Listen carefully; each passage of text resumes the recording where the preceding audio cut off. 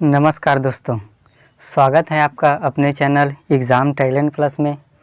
जैसा कि आप जानते हैं कि हमारे इस चैनल पर मैथ्स के बेसिक वीडियो की सीरीज़ चल रही है और यह सीरीज़ उन दोस्तों के लिए है जो मैथ्स शुरुआत से सीखना चाहते हैं। अगर आपने पिछला वीडियो नहीं देखा है तो लिंक आपको डिस्क्रिप्शन बॉक्स में मिल जाएगा, आप वहां से पिछली वीडियो देख सकते हैं। तो इस वीडियो में हम सीखने वाले हैं चिन्हों के भाग के बारे में, कि चिन्हों का भाग के प्रश्न को कैसे हल किया जाता है, इसके बारे में चर्चा करेंगे। तो चलिए स्टार्ट करते हैं आज की क्लास। इसके लिए आपको एक मुख्य नोट याद रखना है, इसी नोट पर यह पूरा चैप्टर जो है आधारित है। ठीक, तो चलिए समझते हैं उस महत्वपूर्ण नोट्स को। तो दोस्तों, महत्वपूर्ण नोट यह है कि यदि अंश और हर का चिन्ह समान हो तो हमें धनात्मक मान प्राप्त होता है। अंश और हर, जैसे कि मैं लिखता हूँ यहाँ पर 6/2, तो इसमें ऊपर वाला जो है अंश है और नीचे वाला हर है। ठीक, यदि अंश और हर का मान धनात्मक होता है तो हमें धनात्मक मान प्राप्त होता है। अंश और हर का चिन्ह यदि समान हो, इसमें देखिए कोई भी संख्या स्वतः प्लस में होता है, तो इसमें देखिए ऊपर वाला भी प्लस में है, नीचे वाला भी प्लस में है, तो इससे जो कट करके आंसर प्राप्त होगा, जैसे कि 2 एकम 2 और 2 तिया 6। यदि हम 2 से भाग देंगे 6 को तो इसका जो आंसर आएगा वह प्लस में आएगा, अर्थात जो 3 है प्लस में आएगा, क्योंकि इसका अंश भी प्लस में है और हर भी प्लस में है। चिन्ह यदि समान हो, यदि अंश वाला जैसा कि मैं लेता हूँ -10/-5, यदि चिन्ह समान हो, देखिए इसमें जो चिन्ह है ये दोनों ऑटोमेटिक प्लस में थे, और अगले प्रश्न में देखिए ये माइनस में है, ये -10 है और ये -5 है। इसमें भी देखिए चिन्ह एक समान है। यदि चिन्ह एक समान हुआ तो परिणाम भी हमें प्लस में प्राप्त होगा, अर्थात धनात्मक मान प्राप्त होगा। इस माइनस से ये माइनस कट जाएगा और ये 5 एकम 5 और 5 दूनी 10, अर्थात चिन्ह यदि एक समान हुआ, साधारण शब्दों में आप याद रखिए कि अंश और हर का यदि चिन्ह एक समान दिखाई दे तो आंसर जो है प्लस में आएगा। यदि अंश और हर का चिन्ह दोनों में से कोई भी चिन्ह एक समान न रहे, यदि कोई भी प्लस में रहे या फिर माइनस में, तो इसका आंसर जो है माइनस में आएगा। जैसे कि मैं यहाँ पर लिखता हूँ -15/3, तो इसका जो आंसर आएगा वह ऋणात्मक आएगा। 3 एकम 3, 3 पंचे 15, तो इसका आंसर आएगा -5। यदि मैं इसे ऐसे करता हूँ 10/-2, तो इसका आंसर भी ऋणात्मक ही आएगा। 2 एकम 2, 2 पंचे 10, अर्थात -5। यदि अंश और हर में से कोई भी एक का मान ऋणात्मक हो तो आंसर ऋणात्मक ही आएगा।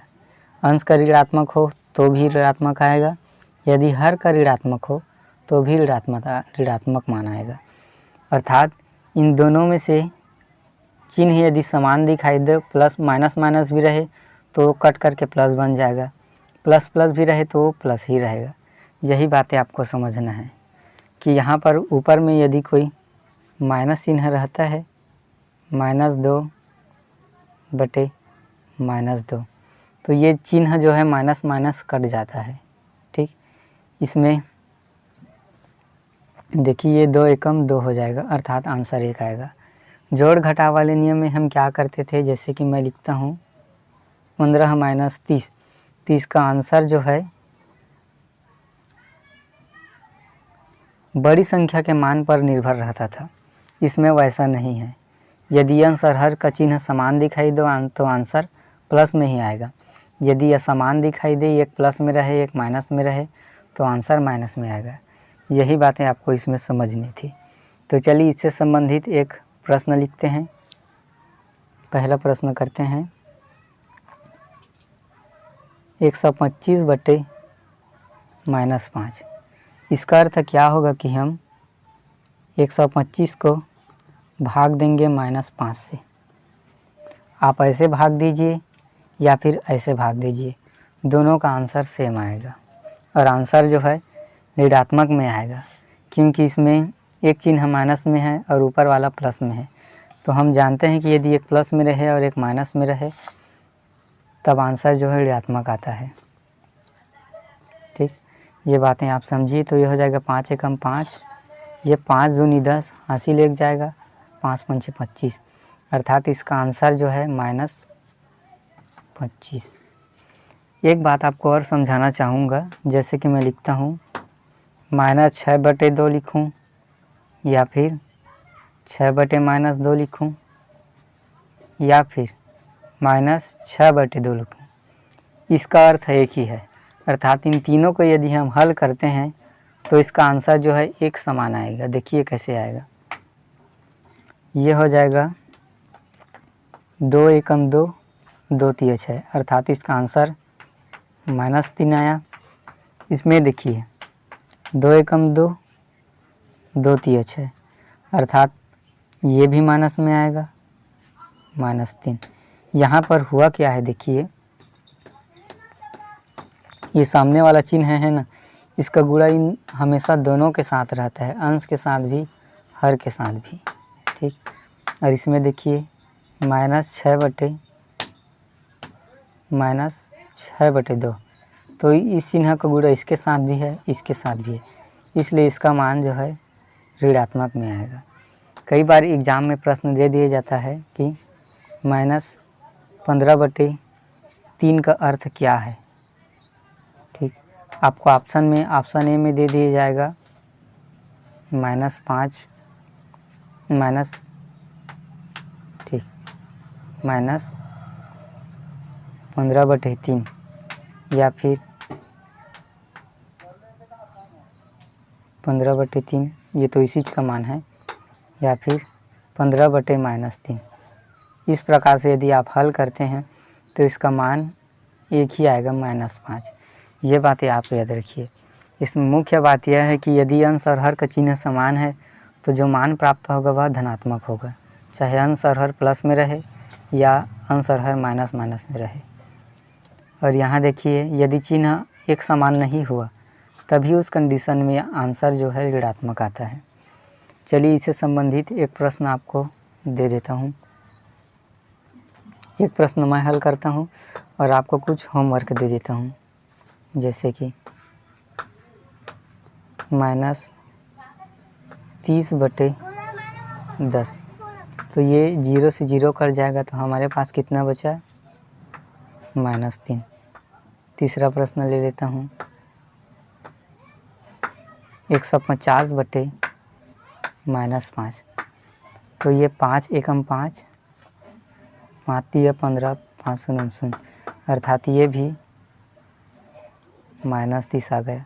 यही चीज़ें आपको समझना है कि यदि चिन्ह समान दिखाई दे तो ये, जैसे कि मैं लेता हूँ अगला प्रश्न -17/-17, तो ये दोनों माइनस चिन्ह जो है आपस में कट करके प्लस बन जाएगी और 17 भी एक बार में ये जाएगी, एक बार में, अर्थात इसका आंसर आया 1, वो भी प्लस में है।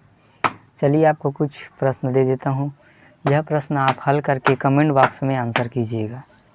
चलिए आप ईमानदारी से हल कीजिए और ईमानदारी से आप आंसर दिया कीजिए। जैसे कि मैं लेता हूँ 130 -130/13। दूसरा प्रश्न है 20/-4। तीसरा प्रश्न है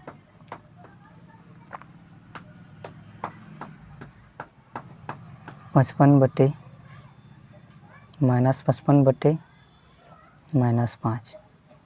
चौथा प्रश्न है